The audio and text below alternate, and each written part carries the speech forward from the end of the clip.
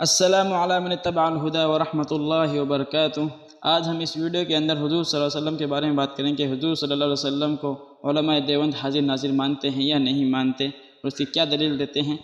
آج ہم اس ویڈیو کے اندر سننے والے ہیں مولانا الیاس گمان صاحب کو۔ چلو بغیر کسی دیر کیے شروع کرتے ہیں۔ لا الہ الا اللہ محمد رسول اللہ۔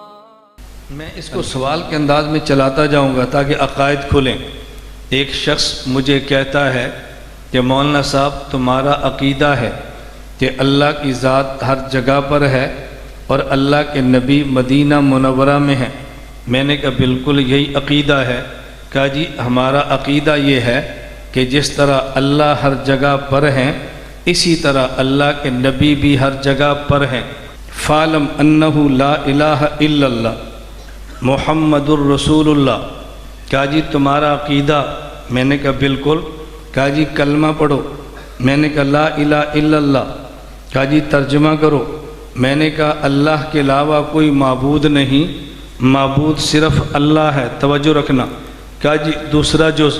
میں نے کہا حضرت محمد اللہ کے رسول ہیں؟ مجھے کہتا ہے ہیں۔ میں نے کہا جی ہاں۔ اب مکہ میں ہو تو ترجمہ کیا کرو گے؟ میں نے کہا حضور اللہ کے رسول ہیں۔ مدینہ میں ہو ترجمہ کیا کرو گے؟ میں نے کہا حضور اللہ کے رسول ہیں صلی اللہ علیہ وسلم۔ سرگودا میں ہو ترجمہ کیا کرو گے؟ میں نے کہا حضور پاک اللہ کے رسول ہیں۔ کوٹ نجیب اللہ میں ترجمہ کیا کرو گے؟ میں نے کہا حضور اللہ کے رسول ہیں۔ کہتا ہے ہوئے نا پھر ہر جگہ، دیکھو کلمے سے ثابت۔ میں نے کہا آپ بتاؤ آپ کا قبلہ کیا ہے؟ مجھے کہتا ہے جی کعبہ۔ میں نے کہا مکہ میں کیا کہو گے؟ کہا جی کعبہ ہمارا قبلہ ہے۔ مدینہ میں کیا کہو گے؟ کعبہ ہمارا قبلہ ہے۔ سرگودا میں کیا کہو گے؟ کعبہ ہمارا قبلہ ہے۔ کوٹ نجیب اللہ میں کیا کہو گے؟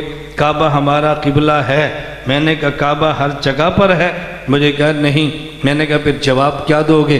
اس نے کہا جی کعبہ ہے تو مکہ میں، لیکن قبلہ یہاں سے بھی ہے۔ میں نے کہا حضور ہے تو مدینہ میں، ان کی رسالت یہاں بھی ہے۔ میں نے کہا اس پر کوئی اور دلیل ہے؟ آپ دلیلیں پیش کرو، میں دلیل آخر میں لے آؤں گا، تم سارے دلائل بیان کر لو۔ کیا جی قرآن کریم میں ہے وَمَا أَرْسَلْنَاكَ إِلَّا رَحْمَةً لِّلْعَالَمِينَ۔ اس کا ترجمہ کیا ہے؟ ہم نے آپ کو تمام جہانوں کے لیے رحمت بنا کے بھیجا ہے۔ حضرت محمد مصطفیٰ صلی اللہ علیہ وسلم رحمت خدا ہیں۔ رحمت خدا ہر جگہ پر ہے۔ حضرت محمد مصطفیٰ ہر جگہ پر ہیں۔ یہ میں طلباء کے لیے کہہ رہا ہوں، یہ منطق کی شکل رابع ہے، جس میں ایک صغریٰ ہے ایک کبریٰ ہے۔ حد اوسط صغریٰ میں محمول ہے، کبریٰ میں موضوع ہے۔ اس کو گرا دو تو نتیجہ نکلے گا۔ اس نے کہا جی محمد مصطفیٰ رحمت خدا ہیں، رحمت خدا ہر جگہ پہ ہیں، تو محمد مصطفیٰ ہر جگہ پہ ہیں۔ دیکھو قرآن سے ثابت ہے۔ میں نے کہا میں بھی قرآن پڑھتا ہوں، قرآن کریم میں ہے وَالَّذِي جَعَلَ الشَّمْسَ ضِيَاءً، اللہ نے سورج کو روشنی بنایا۔ میں بھی کہتا ہوں سورج روشنی ہے، روشنی ہر جگہ پر ہے، سورج ہر جگہ پر ہے۔ تو کہہ دے کہ سورج ہر جگہ پر ہے۔ کہا جی وہ تو ہر جگہ پہ نہیں ہے۔ میں نے کہا قرآن کہتا ہے ہر جگہ پہ ہے، تو کیوں نہیں مانتا؟ کہا جی اس آیت کا مطلب یہ ہے سورج تو آسمان پر ہے، اس کی روشنی ہر جگہ پر ہے۔ میں نے کہا اس آیت کا معنی یہ ہے حضور مدینہ میں ہیں اور آپ کی رحمت ہر جگہ پر ہے۔ میں نے کہا کوئی اور دلیل ہے تو وہ لے آؤ۔ کہا جی ہمارے پاس حدیث بھی ہے۔ میں نے کہا کون سی؟ کہا جی بخاری شریف۔ میں نے کہا بسم اللہ پڑھیں۔ آپ کے علم میں ہے قبر میں فرشتہ 3 سوال کرتا ہے۔ نمبر 1 تیرا رب کون ہے؟ نمبر 2 تیرا نبی کون ہے؟ نمبر 3 تیرا دین کیا ہے؟ لیکن بخاری شریف میں لفظ کیا ہے؟ ما ربک، تیرا رب کون ہے؟ ما تقول فی ھذا الرجل، اس شخص کے بارے میں تو کیا کہتا ہے؟ کیا جی بندہ فوت ہوا ہے کوٹ نجیب اللہ میں، دفن ہوا ہے کوٹ نجیب اللہ میں، اور فرشتہ اس قبر میں آتا ہے اور پوچھتا ہے ما تقول فی ھذا الرجل، اس شخص کے بارے میں کیا کہتا ہے؟ عربی میں 2 لفظ ہیں، ایک لفظ ذالکا، ایک لفظ ھذا۔ جب دور ہو تو کہتے ہیں ذالکا وہ، اور جب قریب ہو تو کہتے ہیں ھذا یہ۔ اگر حضور مدینہ میں ہے تو وہ تو کوٹ نجیب اللہ سے دور ہے۔ فرشتہ کے ما تقول فی ذالک الرجل، ان کے بارے میں کیا کہتا ہے؟ وہ کہتا ہے ما تقول فی ھذا الرجل، اس سے پتہ چلا کہ حضور یہاں پر قبر میں ہیں، اور ایک وقت میں بندہ ایک نہیں فوت ہوتا، لاکھوں فوت ہوتے ہیں، لاکھوں قبروں میں سوال ہوتا ہے، لاکھوں قبروں میں یہی جواب ہوتا ہے، تو پتہ چلا حضور ہر قبر میں ہیں، تو پھر حاضر ناظر ہوئے نا، ہر جگہ پہ ہوئے۔ میں نے کہا تیری دلیل کی بنیاد یہ ہے کہ جب قریب ہو تو کہتے ہیں ھذا، میں قرآن کریم کی آیت پڑھتا ہوں، اب تیرے اصول پہ بات کرتے ہیں۔ ابراہیم علیہ السلام کی قوم ہے، وہ ستاروں کو پوجا کرتی ہے، ابراہیم نے رد کیا تو فرمایا فلما، قرآن کریم میں ہے کہ حضرت ابراہیم علیہ السلام نے جب ستارے کو دیکھا، آسمان پہ تھا، ابراہیم علیہ السلام نے فرمایا ھذا ربی، فلما جن علیہ اللیل رأى کوکبا قال ھذا ربی، استفہامیہ بات کہنا، ھذا ربی، یہ میرا رب ہے، یہ میرا رب ہے، میں اس کو رب مان لوں، یہ رب ہے۔ میں نے کہا ابراہیم علیہ السلام زمین پر ہیں، ستارہ آسمان پر ہے، میت کوٹ نجیب اللہ میں ہے، حضور مدینہ میں ہیں، کوٹ نجیب اللہ اور مدینہ کا سفر تھوڑا ہے، زمین سے ستارے کا سفر زیادہ ہے، تو فرشتے نے ذالک نہیں کہا، حضرت ابراہیم علیہ السلام نے ذالک نہیں فرمایا بلکہ ھذا فرمایا ہے، ذالک نہیں فرمایا ھذا۔ تو میں نے کہا پھر کہنا چاہیے تھا نا ذالک ربی، تو کیوں کہا ھذا ربی؟ اس کی تو بس ہو گئی نا، کیونکہ شبہات یاد کیے تو ختم ہو گئے۔ مجھے کہتا ہے تو کیا یہ ضابطہ غلط ہے نحو کا، گرامر کا؟ اگر قریب ہو تو ھذا یہ، اگر دور ہو تو ذالک وہ۔ میں نے کہا ضابطہ بالکل ٹھیک ہے، تو پھر قرآن غلط ہے؟ میں نے کہا نہیں، قرآن بھی ٹھیک ہے۔ تو یہ کیسے ہو سکتا ہے قرآن بھی ٹھیک ہو اور قانون بھی ٹھیک ہو؟ سوال سمجھ آ گیا؟ میں نے کہا میں اس کو سمجھانے کے لیے ایک اور مسئلہ سمجھاتا ہوں، تجھے پھر سمجھ آئے گا۔ ایک شخص مجھے کہنے لگا دیوبند والے احناف یہ گستاخ صحابہ ہیں رضی اللہ عنہم۔ میں نے کہا وہ کیسے؟ کہا جی ہدایہ کتاب تمہاری ہے؟ میں نے کہا ہماری ہے۔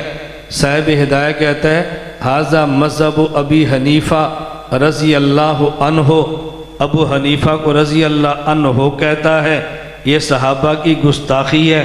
میں نے کہا وہ کیسے؟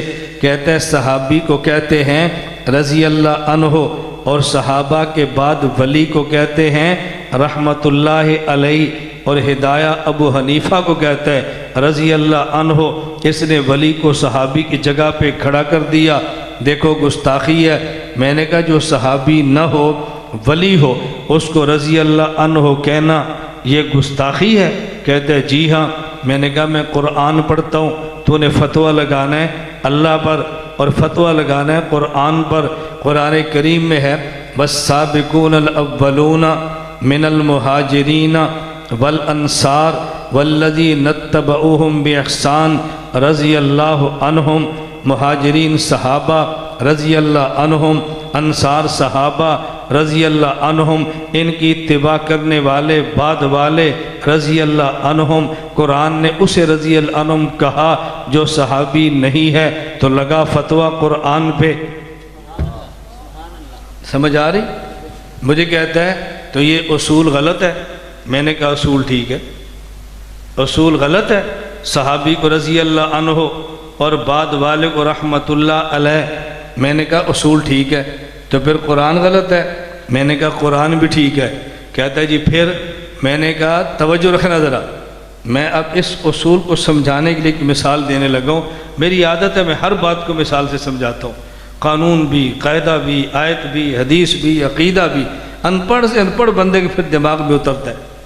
میری بچی فیصل آباد ایک مدرسے میں پڑھتی ہے، میں فیصل آباد میں تھا، لاہور جانا تھا۔ میں نے پوچھا آپ کے یہاں جمعہ کتنے بجے ہے؟ ایک استاذ کو کہا جی ہمارے یہاں جمعہ 1:30 بجے ہوتا ہے۔ میں نے کہا میں جمعہ آپ کے پاس پڑھوں گا۔ انہوں نے کہا جی آپ نے آنا ہے تو بیان بھی کر دیں۔ میں نے بیان کیا، پھر خطبہ دیا، پھر جمعے کی نماز پڑھائی، اور وہ طلبہ سب مجھے جانتے ہیں، استاذ بھی جانتے ہیں۔ جب فارغ دفتر میں بیٹھے تو میں نے کہا ذرا میری بچی کو بلا دیں، میں مل لوں۔ کہا جی آپ کے پاس کارڈ ہے؟ کیا کہتے ہیں؟ میں نے کہا میرے پاس کارڈ؟ مجھ سے بھی کارڈ مانگتے ہو؟ کارڈ کیوں ہوتا ہے؟ میں نے کہا کارڈ کیوں ہوتا ہے مدرسے کا؟ وہ محتمم نہیں تھا نا، استاذ تھا، اس کی تو مجبوری تھی میں نے کہا کارڈ کیوں ہوتا ہے؟ کہتا ہے جی کوئی باپ نہ ہو اور لے جائے، شوہر نہ ہو لے جائے۔ میں نے کہا مجھے تو آپ جانتے ہیں نا؟ کہا جی غلطی ہوگی، بلا دیتے ہیں۔ میں نے کہا بات سمجھو، بچیوں کے مدرسے میں کارڈ اس لیے ہوتا ہے کہ کوئی غلط حرکت نہ ہو جائے، اور جب کسی کو جانتے ہو وہاں کارڈ ہو تب بھی ٹھیک ہے، نہ ہو بولو۔ ایک شخص ایسا ہے پتہ نہیں صحابی ہے یا نہیں، جب رضی اللہ عنہ لکھیں گے تو پتہ چلے گا صحابی ہے، رحمت اللہ علیہ لکھیں گے تو پتہ چلے گا صحابی نہیں ہے۔ یہ اصول تب ہے جب پتہ نہ چلے، اور جب بندہ اتنا معروف ہو، ہر کسی کو پتہ ہو کہ صحابی نہیں ہے، اس کو رضی اللہ عنہ کہہ دو تب بھی ٹھیک ہے، رحمت اللہ علیہ کہہ دو تب بھی ٹھیک ہے۔ بات سمجھ آئی؟ میں نے کہا علمی جواب تو ہو گیا۔ اور اگر میں سمجھتا ہوں کہ آپ کا سوال بددیانتی کا ہے، آپ کا سوال بددیانتی کا ہے، حنفیت سے بغض کا ہے، دیوبندیت سے نفرت کا ہے، اور یہ صرف امت کو توڑنے کے لیے ہے، کہتے ہیں نہیں۔ میں نے کہا اچھا یہ علمی سوال ہے، دیانت والا ہے؟ کہتے ہیں جی ہاں۔ میں نے کہا پھر لگاؤ فتویٰ سعودی حکومت پہ، وہ گستاخ صحابہ ہیں۔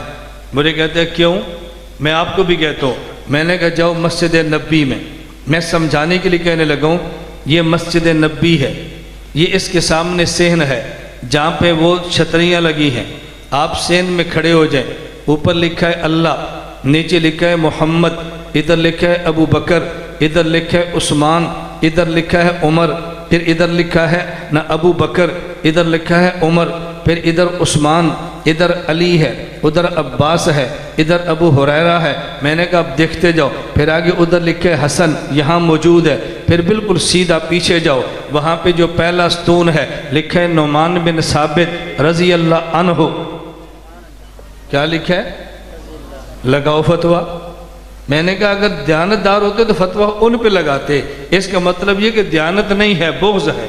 جواب تو آ گیا۔ میں اب سمجھانے لگا ہوں، صحابی ہو تو رضی اللہ عنہ ہو، صحابی نہ ہو تو رحمت اللہ علیہ، لیکن ضابطے کے اندر ایک ضابطہ اور ہے، وہ کیا؟ اگر شبہ آ جائے تو رضی اللہ عنہ رحمت اللہ علیہ، اگر شبہ نہ ہو تو رضی اللہ عنہ، دونوں کو کہنا ٹھیک ہے۔ میں نے کہا فرشتہ کہتے ہیں ما تقول فی ھذا الرجل، اگر قریب ہو تو ھذا یہ کہتے ہیں، اگر دور ہو تو ذالک وہ کہتے ہیں۔ ابراہیم علیہ السلام زمین پر ہیں، ستارہ آسمان پر ہے، ذالک نہیں ھذا کہا ہے، کیونکہ اصول کے اندر ایک اصول اور ہے، وہ یہ ہے ایک ہے دیکھنے والا، ایک ہے جس کو دیکھتا ہے۔ اگر ان کے درمیان فاصلہ ہو لیکن حجاب نہ ہو تو دور ہو تو تب بھی ھذا کہہ سکتے ہیں۔ ابراہیم زمین پر ہے، ستارہ آسمان پر ہے، حجاب ختم ہو گئے، ھذا ربی کہا ہے۔ میت کوٹ نجیب اللہ میں ہے، پیغمبر مدینہ میں ہے، عالم بدل گیا ہے، حجاب ختم ہو گئے ہیں، تو ما تقول فی ھذا کہا ہے، ما تقول فی ھذا کہا ہے۔ میں اس لیے آپ سے کہتا ہوں آپ دلائل دیتے چلے جاؤ، جواب ہمارے ذمہ ہے، کوئی ٹینشن کا مسئلہ نہیں ہے۔ اسی کے ساتھ ویڈیو ختم کرتے ہیں۔ میں امید کرتا ہوں کہ آپ کو اس ویڈیو سے بہت فائدہ پہنچا ہے۔ اگر آپ کو اس ویڈیو سے فائدہ پہنچا تو لائک کریں، کمنٹ کریں اور سبسکرائب کر کے بیل آئیکن کو پریس کریں، اور ملتے ہیں اگلی ویڈیو میں۔ السلام علیکم ورحمۃ اللہ وبرکاتہ۔